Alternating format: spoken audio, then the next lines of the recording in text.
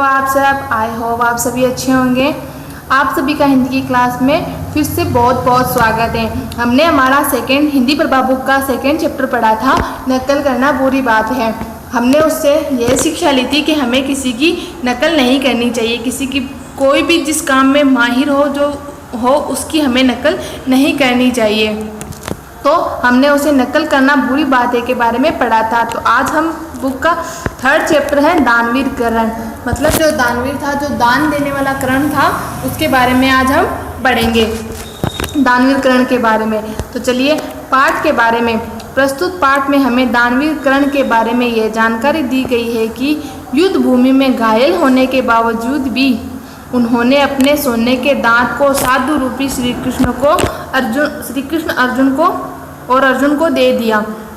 मतलब जो दानवीर करण था, जो दान करने में निपुण था, मतलब जो वही कि जो हमेशा दान करता रहता था, उसकी एक हैबिट थी कि उसे डेली जैसे सूर्योदय होता था वह कुछ न कुछ दान करता था। उसकी एक गुड हैबिट थी हमेशा दान करने वाली। तो उनके बारे में कहा गया है कि जब वह महाभारत काल में जब वो युद्ध कर रहे थे, तो युद्ध भूमि मतलब जिस भूमि पर युद्ध हो रहा था उसके अंदर जब वे घायल पड़े थे, उसके बावजूद मतलब उसके बावजूद भी उन्होंने अपने जो सोने के दांत थे वो साधु रूपी मतलब साधु के बेस में जो श्री कृष्ण और अर्जुन को दे दिए, जो कि श्री कृष्ण और अर्जुन को दे दिए। तो चलिए हम पढ़ते हैं। महाभारत काल की बात है जो के कौरव और पांडवों के मध्य घमासान युद्ध चल रहा था। महाभारत मतलब महाभारत के टाइम के जब कौरव और पांडवों के मध्य क्या होता, घमासान युद्ध चल रहा था। मतलब बहुत बड़ा युद्ध, मतलब बहुत ही लड़ाइयाँ चल रही थी।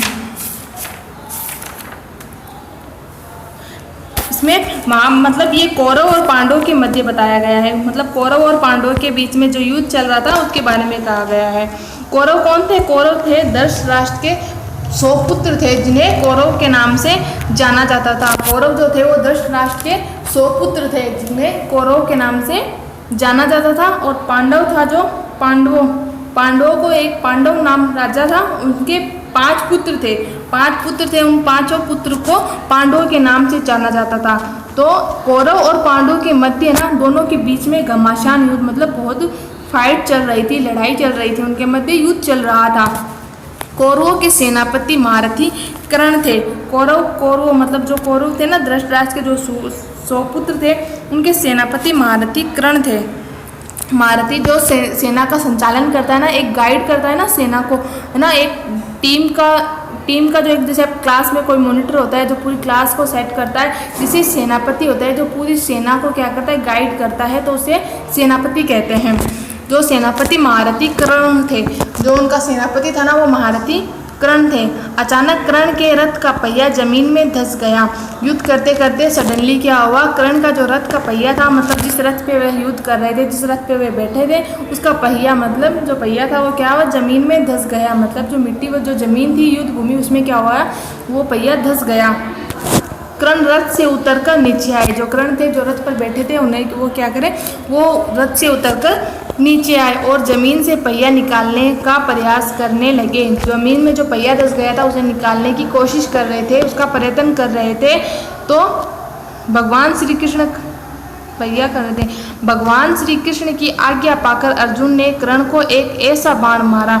भगवान जो श्री कृष्ण की आज्ञा पाकर अर्जुन थे ना, जो अर्जुन ने कर्ण को एक ऐसा बाण मारा, मतलब एक ऐसा तीर मारा कि वे घायल होकर जमीन पर गिर पड़े। भगवान श्री कृष्ण की आज्ञा पाकर अर्जुन थे ना, उन्होंने क्या किया, कर्ण जो पहिया निकाल रहे थे ना, वो तो अपना रथ का पहिया निकाल रहे थे, और अर्जुन ने उनको एक ऐसा बाण मतलब एक ऐसा तीर निशाना मारा कि वे घायल होकर जमीन पर गिर पड़े। वे जो थे वो जैसे ही थे वे जमीन पर गिर पड़े। अपने गुरु परशुराम द्वारा दिए गए शाप के कारण महारथी कर्ण अपनी धनुर्विद्या भूल गए और अर्जुन के बाणों का सामना नहीं कर सके।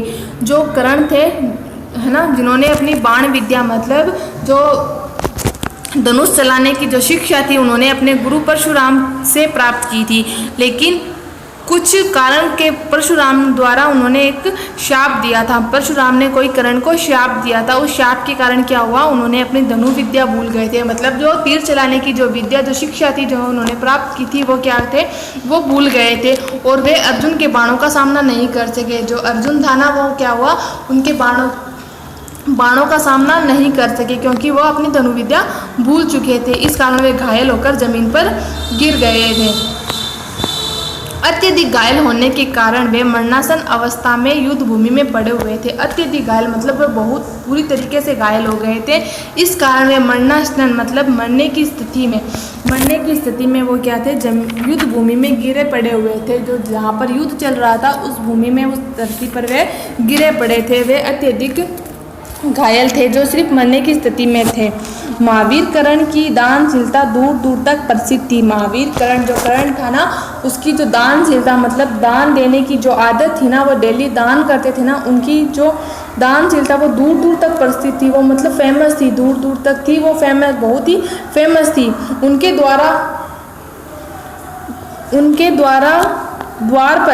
उनके द्वार पर आया भिक्षु कभी खाली हाथ वापस नहीं लौटता था। उनके द्वार मतलब उनके दरवाजे पर कोई भी भिक्षुक का अर्थ होता है भिखारी, मतलब कोई भी मांगने वाला उनके द्वार पर, उनके दरवाजे पर आता, कभी खाली हाथ वापस नहीं लौटता था। मतलब बिना कुछ लिए वे कभी वापस नहीं जाता था।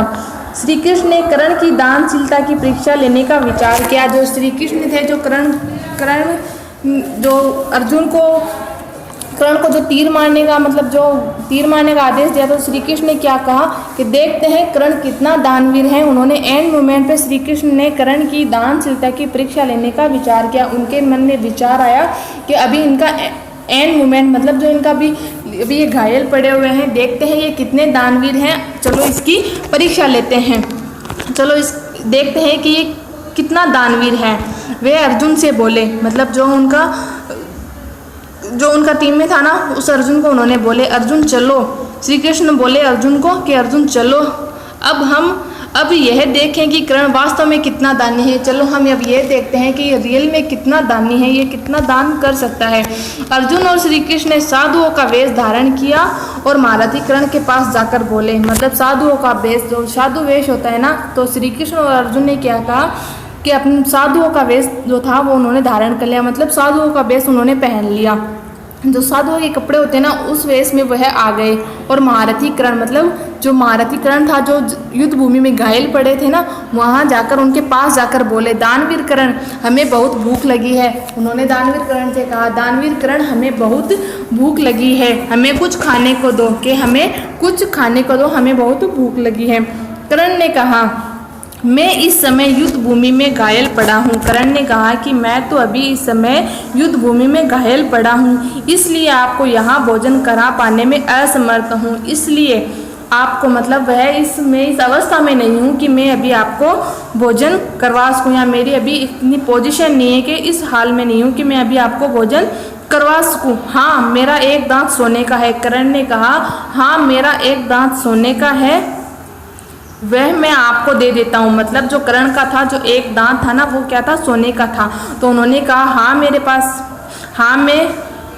मेरा एक दांत सोने का है, वह मैं आपको दे देता हूँ। मेरे पास जो एक दांत है सोने का, वह मैं आपको दे देता हूँ। उसे बेचकर आप अपने भोजन का प्रबंध कर लीजिए, मतलब इंतज़ाम कर लीजिए। आप उससे अपना भोजन का इंतज़ाम कर लीजिए। मतलब जो सोने का दांत है उसे आप बेच देना, उससे जो भी पैसे वगैरह आए उससे आप अपने भोजन का इंतज़ाम कर लेना, प्रबंध कर ले।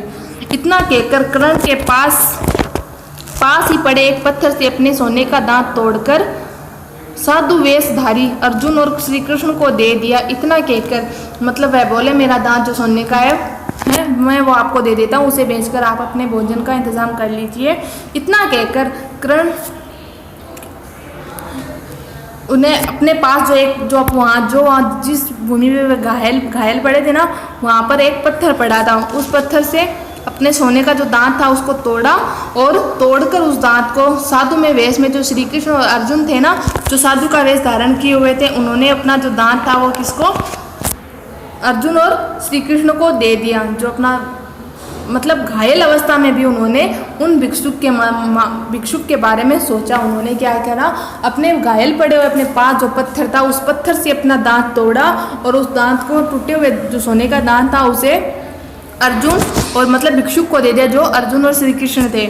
अब अर्जुन और श्री कृष्ण ने महारथी कर्ण के इस महान त्याग को देखा। मतलब जो अर्जुन और श्री कृष्ण जो साधुओं के वेश में थे ना, उन्होंने इस महारथी कर्ण के महान त्याग, मतलब इतना बड़ा दान, इतने बड़े त्याग को देखा और उनकी आंखों में स्वतः, मतलब अपने आप ही स्वतः, मतलब खुद ही अश्रु, मतलब आंसू, अश्रु का अर्थ होता है आंसू, बहने लगे। वे अपने वास्तविक रूप में आ गए।